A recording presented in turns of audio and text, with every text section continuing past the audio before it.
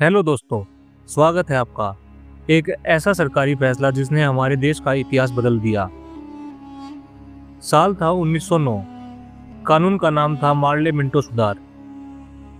आप इसे ऐसे समझिए कि अंग्रेजों ने एक तरफ हमें टॉफी दी, पर दूसरी तरफ हमारे घर में फूट का बीज बो दिया। ये सुधार क्या था, क्यों आए और इसने कैसे पाकिस्तान बनने की नींव रखी?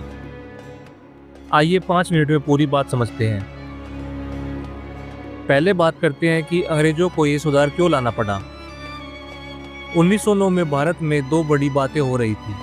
पहली बात, कांग्रेस पार्टी के नेता कह रहे थे, अंग्रेजों, अब हमें भी सरकार चलाने में शामिल करो, हमें भी कुछ अधिकार दो।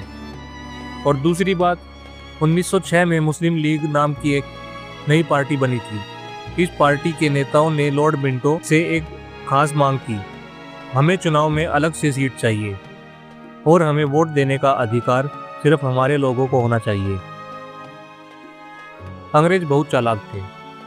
उन्होंने सोचा, वाह, ये तो अच्छा मौका है, इन्हें थोड़े बहुत अधिकार दे दो और इन्हें धर्म के नाम पर आपस में लड़वा दो। बस इसी सोच के साथ ये सुधार लाए गए। अब बात करते हैं इस कानून में क्या लिखा था। इस कानून में दो बातें सबसे खास थी। नंबर 1, भारतीयों को ज़्यादा पावर। सरकारी सभाओं में भारतीयों की सीट बढ़ा दी गई। अब वे सरकार से सवाल पूछ सकते थे, बजट पर बहस कर सकते थे और हाँ, पहली बार सत्येंद्र प्रसाद सिन्हा नाम के एक भारतीय को गवर्नर की बड़ी काउंसिल में शामिल किया गया। यह एक बड़ी कामयाबी थी। नंबर 2, सबसे खतरनाक प्रावधान। इस कानून में सबसे खतरनाक चाल चली।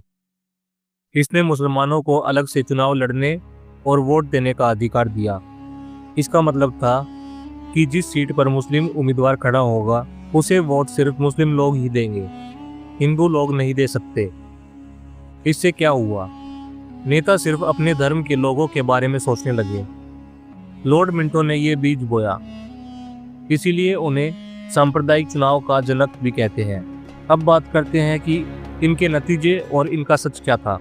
इस एक फैसले ने भारत की कहानी हमेशा के लिए बदल दी। इस कानून ने धर्म को राजनीति का सबसे बड़ा मुद्दा बना दिया। लोग एक दूसरे से दूर होने लगे और हिंदू मुस्लिम एकता की भावना कमजोर पड़ गई। इतिहासकार मानते हैं कि अगर 1909 में यह पृथक निर्वाचिका नहीं आती तो शायद 1947 में देश का बंटवारा भी नहीं होता। एक बात बताता हूँ, लॉर्ड मार्ले ने मिंटो को खुद एक चिट्ठी में लिखा था, हम एक ऐसा पौधा लगा रहे हैं जिसका फल बहुत कड़वा होगा। यानी अंग्रेज जानते थे कि वे क्या कर रहे हैं। तो दोस्तों, मार्ले मिंटो सुधार असल में एक जाल था। अंग्रेजों ने दिखाने के लिए हमें अधिकार दिए, लेकिन चुपके से हमारे देश में बांटो और राज करो की नीति को पक्का कर दिया। आपको क्या लगता है, 1909 में ये फैसला सही था या गलत? अपनी राय हमें कमेंट बॉक्स में ज़रूर बताएं। अगर आपको यह कहानी अच्छी लगी हो तो हमारे चैनल को सब्सक्राइब करें। मिलते हैं किसी और रोमांचक कहानी में।